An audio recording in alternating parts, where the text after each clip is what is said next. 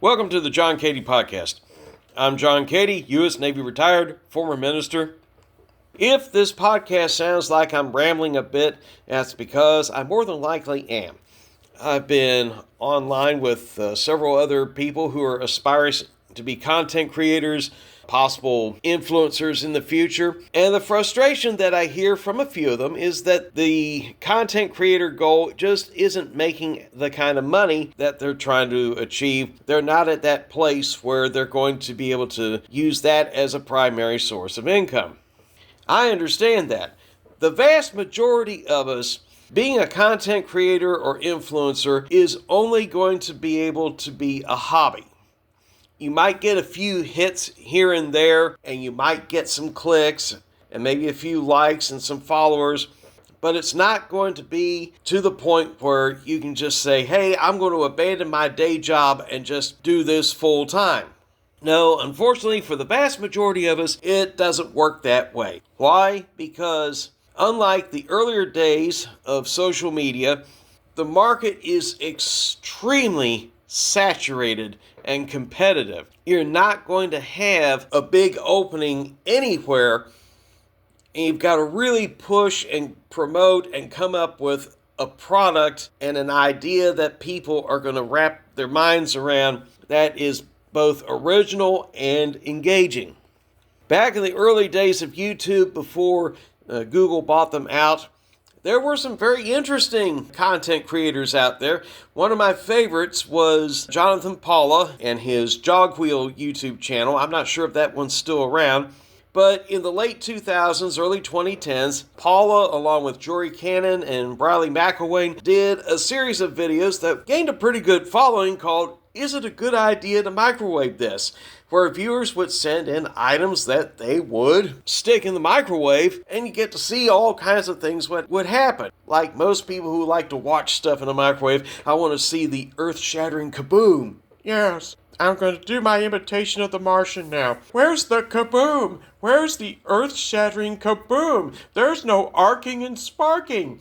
This thing didn't microwave very well. And sometimes the episodes went over the top and just downright dangerous. There was the one episode where they tried to microwave an airbag and it almost killed Jory Cannon. Crazy thing exploded like just seconds after they turned on the microwave. He barely exited the garage in time. Despite whatever setbacks they had, the microwave show drew quite a following, and it did establish Jonathan Paula in particular to become a modestly successful YouTuber, at least for several years. I'm not sure if he's still active on YouTube or if his Jogwheel channel is still active. I haven't been on it myself in some time. For every one of these YouTubers or every one of these influencers who draws a following and has a lot of likes and sponsors, the vast majority of us, 99 point whatever percent of us, it's never going to be more than a hobby. So don't be frustrated if you don't have the big followers. At least you've got a platform out there where you can get your voice and make it heard. What can be done to make it profitable for you? I'm not a life coach. I'm not a guidance counselor of any kind. I'm just like everybody else. I'm trying to get my foot in the door and put some kind of a brand out there. The biggest challenge is to come up with an idea, a brand that is original, doesn't sound like what everybody else is doing, and is also presented in a manner that's going to be engaging to your audience. If it's not engaging to the audience, they're going to tune out and do something else. The other thing that you got to look at is viewer tastes are unpredictable. I am learning this myself as I'm going through the views and everything else on my YouTube channel and on my Rumble channel, because my podcasts are available on both. They're both on YouTube and Rumble because not everybody likes YouTube.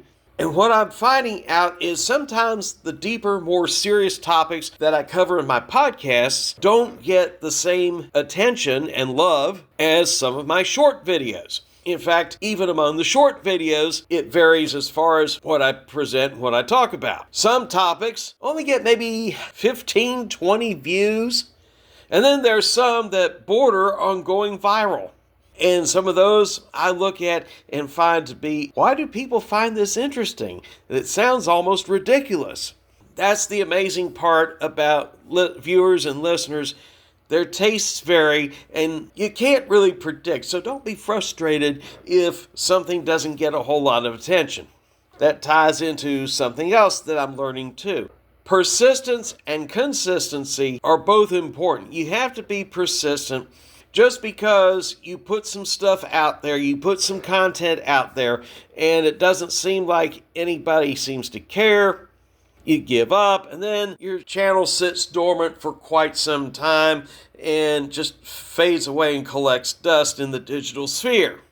If you really want to pursue this passion and to build an audience, one has to be persistent.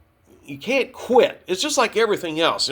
Any of us who've done sports or have pursued other projects, if we've had anybody worth their salt trying to coach us, they try to encourage us, don't quit.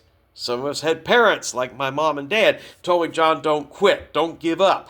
So if you are persistent in that and you don't quit, at some point, like I said, you may never get to the place where you can leave your regular job and pursue being an influencer or content creator full time, but at least you've got something that you can enjoy and that you've got some people out there who actually want to engage in what you're into. Consistency is also important. If you discipline yourself, just like with anything else, to put some content out on a regular basis, and how frequent is regular, it depends on the individual. I won't try to set a timeline as far as how often a person should produce content, because sometimes it's quality over quantity. You have to be consistent both in how often you put out content, but you also have to be consistent in putting out engaging content that viewers and followers are going to enjoy and be able to share with their family and friends, and possibly even potential sponsors. If this is something you want to do, you don't want this to just sit on the shelf somewhere and collect dust out there in the digital sphere. I can't repeat that enough. Persistence and consistency are both key. And when I talk about consistency, I'm talking about that you have to push to have not just frequent content, but content that is engaging, fresh, and original on a regular basis. You don't recycle and rehash the same thing over and over again, because after a while that gets boring. And we don't want boring. I don't want boring, because if I want boring, then I'm going to put something on that's really dull and lifeless and put myself to sleep that way.